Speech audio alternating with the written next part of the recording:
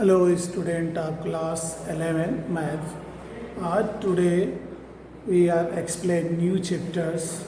Chapters name complex number and quadratic equations. तो first of all ये हमें समझना है कि कॉम्प्लेक्स नंबर क्या होता है, फिर क्वाड्रेटिक इक्वेशन क्या होता है। तो क्वाड्रेटिक इक्वेशन हम लोग 10th क्लास में पढ़े थे। क्या था कि A X square plus B X plus C equal to 0। ये A X square plus B X plus C equal to 0 ये क्वाड्रेटिक इक्वेशन होता था। तो इसमें हम जो है नेचर ऑफ रूट्स पढ़ते थे कि b is greater than 0 then equation has real and distinct root, और सेकंड केस होता है कि d equal to 0 then equation has real and equal root, और थर्ड कंडीशन था कि d is less than 0 then equation has no real roots. तो हम लोग लास्ट या 10th क्लास में इतना ही पढ़े थे कि जो हमें ग्रेटर आता था तो इक्वल एंड रियल बताते थे, डिस्टिंक्ट बताते थे, d इक्वल टू 0 आता तो इक्वल बताते थे, और जब d इज लेस देन 0 यानी डिस्क्रिमिनेंट की वैल्यू 0 से छोटा आता तो हम कहते थे इक्वेशन के पास कोई रियल रूट्स नहीं है। तो यहाँ पर हम मान के चलते हैं कि square root of -1 equal to I, या आई स्क्वायर इक्वल टू कितना होता है -1, -1 और यह हो जाए कितना, या ये कह लें कि I is the solution of X square plus 1 equal to 0, that is X square equal to -1 या X equal to square root of -1। आप जानते हैं किसी भी निगेटिव नंबर का स्क्वायर क्या होता है, यानी किसी भी रियल नंबर का स्क्वायर निगेटिव नहीं होता है। मगर हम लोग आप देख रहे हैं कि यहाँ पर हम ये पढ़ेंगे कि जो आपका किसी नंबर का स्क्वायर जो होगा, रियल नंबर का स्क्वायर निगेटिव आएगा तो उस निगेटिव को हम क्या लेंगे, आई से डिनोट करेंगे, यानी स्क्वायर रूट ऑफ कितना हो जाएगा -1, अब -1 की जगह पर हम क्या लिख देंगे x equal to square root of I square, that is I, यानी I is the solution of the X square plus 1 हो जाएंगे। तो आपका complex number A number of the form z equal to a plus I B, where a is the real part of the complex number z and b is the imaginary part of the complex number z, and a को हम क्या बोलेंगे, real part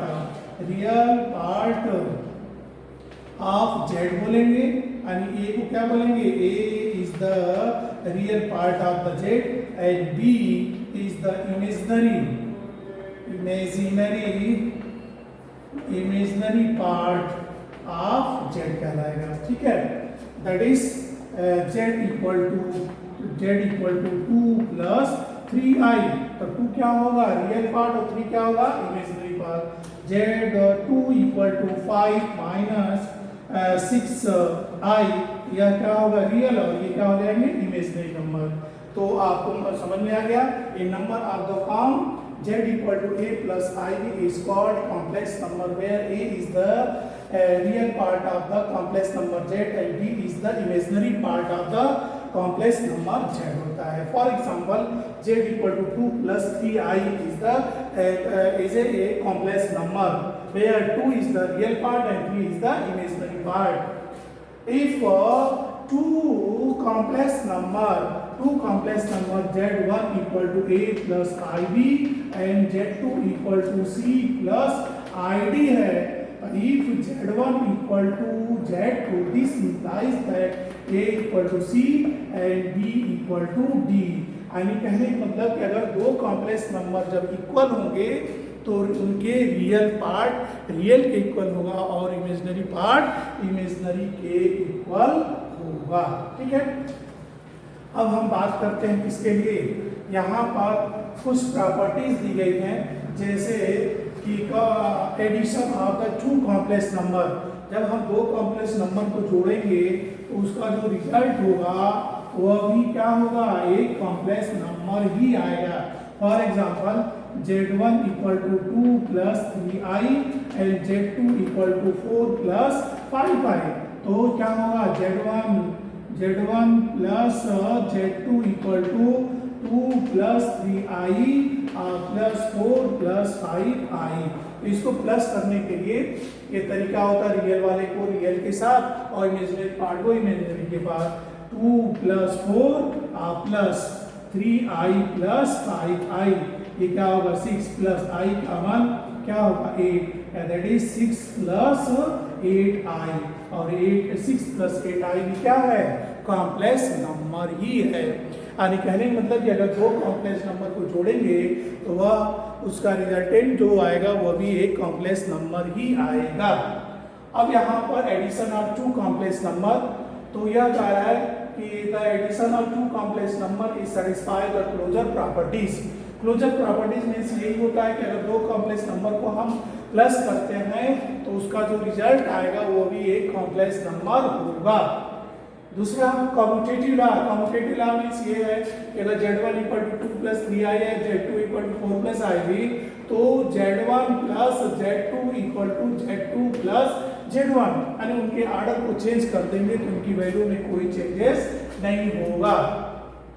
associative law, associative law में आप लोग real number में पढ़े होंगे कि 2 plus 3 plus 4 equal to 2 plus 3 plus 4, यानी लास्ट वाले दो को जोड़े और उनके रिजल्टेंट में इसके फर्स्ट को जोड़ दिया, या फर्स्ट के दोनों को जोड़ लिया उसके लास्ट में, तो उनकी वैल्यू में कोई चेंजेस नहीं होता है, तो इसको हम एसोसिएटिव लॉ भी बोलते हैं।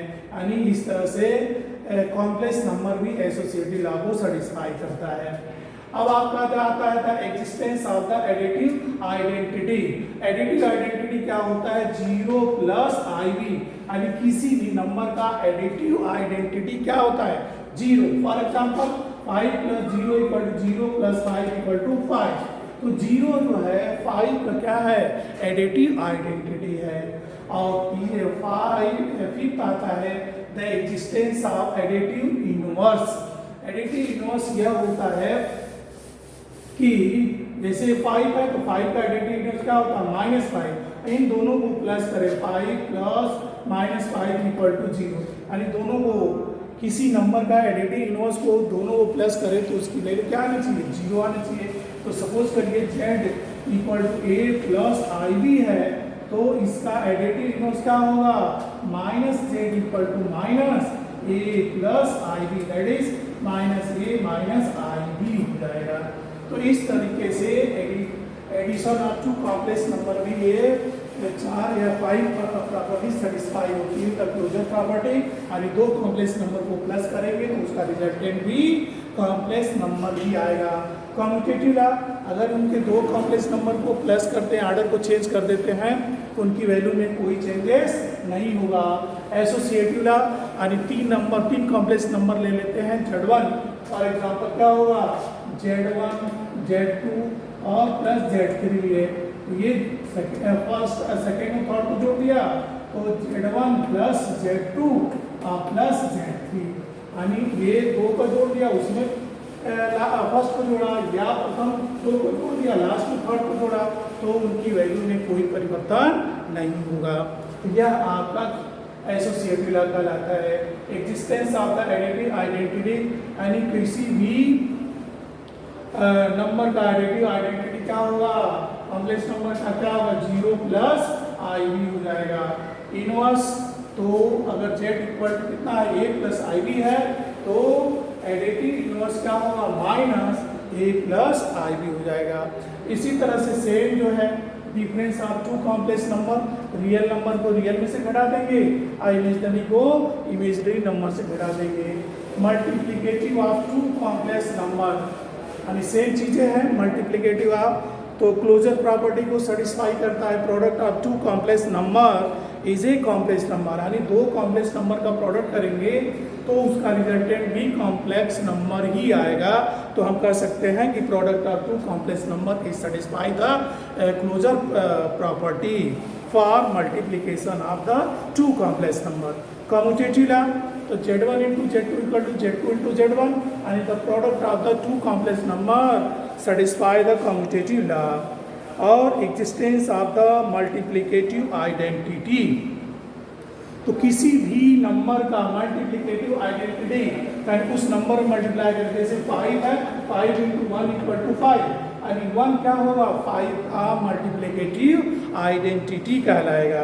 इसी तरह से आपका आइडेंटिटी यानी किसी भी कॉम्प्लेक्स नंबर का मल्टीप्लिकेटिव आइडेंटिटी क्या होगा, 1 हो जाएगा।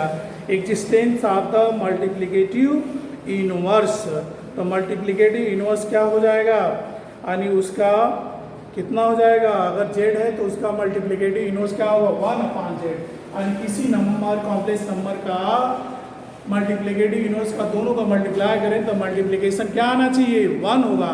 फॉर एग्जांपल z, तो z into 1/z equal to 1, यानी तो 1/z is the multiplicative inverse of the complex number z।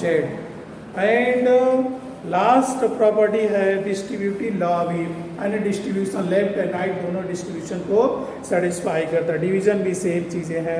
इस सभी प्रॉपर्टीज़ को आप रीड कर लेंगे। अब आपका आता है पावर ऑफ आई, सबसे इम्पोर्टेंट जो ये टॉपिक है क्योंकि इससे रिलेटेड आपके न्यूमेरिकल किए जाएंगे।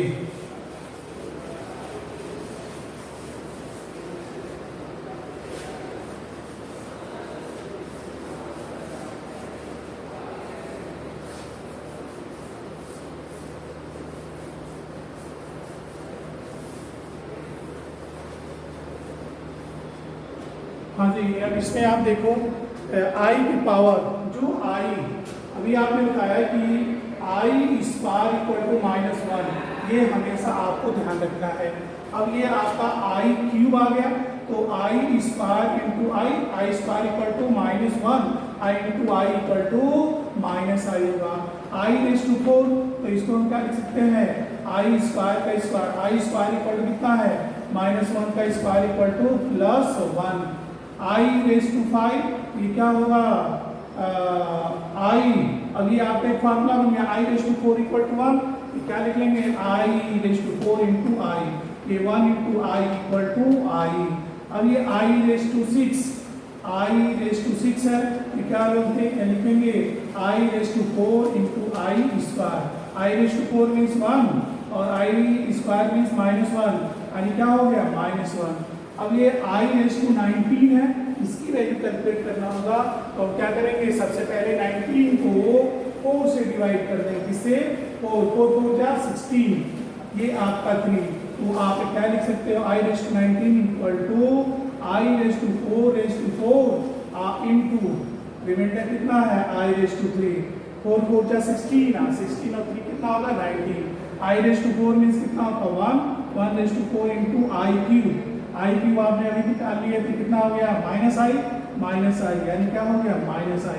यानी इस तरीके से कोई भी पावर होगा, आई रेज़ टू 250 है, इसकी वैल्यू कैलकुलेट करना होगा, तो हम क्या कर लेंगे, 250 को 4 से डिवाइड करेंगे, 4 6 जा 24, 2 4 5 जा 20, तो ये आपको कितना होगा, I raise to 4 whole raise to 65, I raise to 4 means कितना होता है, 1 रेज़ टू 65 इक्वल टू 1। यानी इस तरीके से हम आई का पावर कुछ भी होगा उसको हम कैलकुलेट कर सकते हैं। अब लास्ट में आपका आता है नेक्स्ट टॉपिक,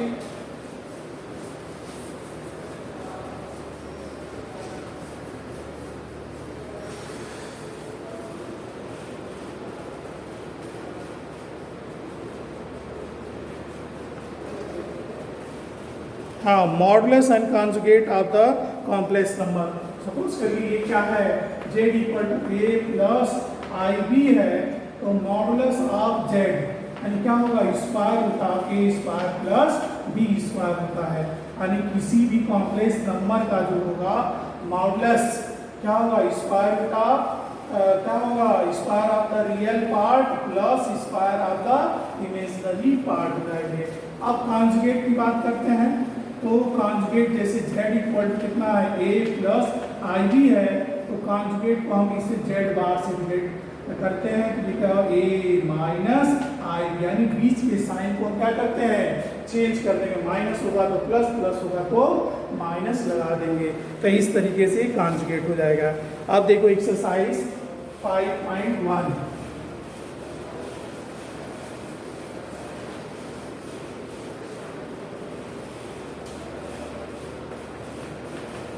5.1 कर रहा है express each of the complex number given in exercise 1 to 10 in the form a plus I b. या a प्लस आई बी के फॉर्म में कन्वर्ट करना है। फर्स्ट क्वेश्चन दिया है 5i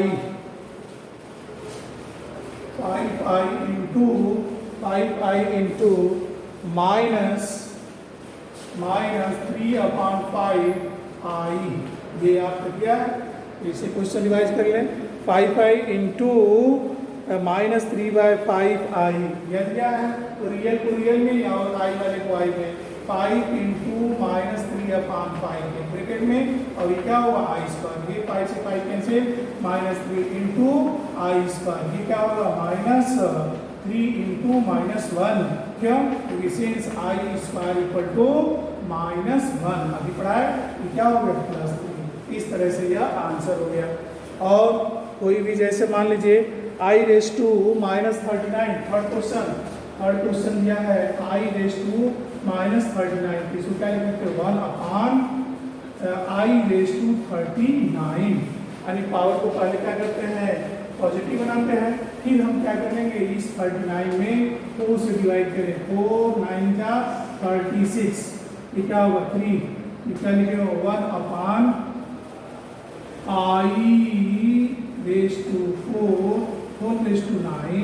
इंटू i3 9 4 9 जा 36 प्लस 3 39 हो गया। तो i⁻4 मीन्स कितना होता है 1/9 i इंटू i⁻ कितना होता है i⁻3 कितना होता है -i।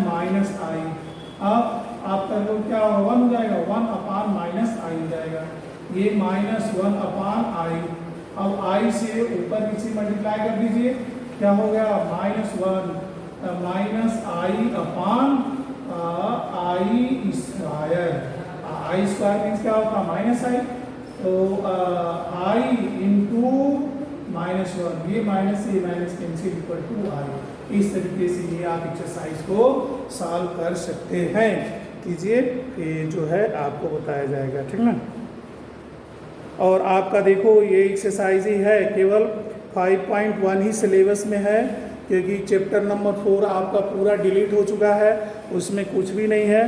केवल आपका जो है पोलर फॉर्म वगैरह ये जो है आपके सिलेबस में नहीं है। Representation of the polar form केवल 5.1 ही है आपके एक्सरसाइज में, तो कल इसको विधिवत किया जाएगा।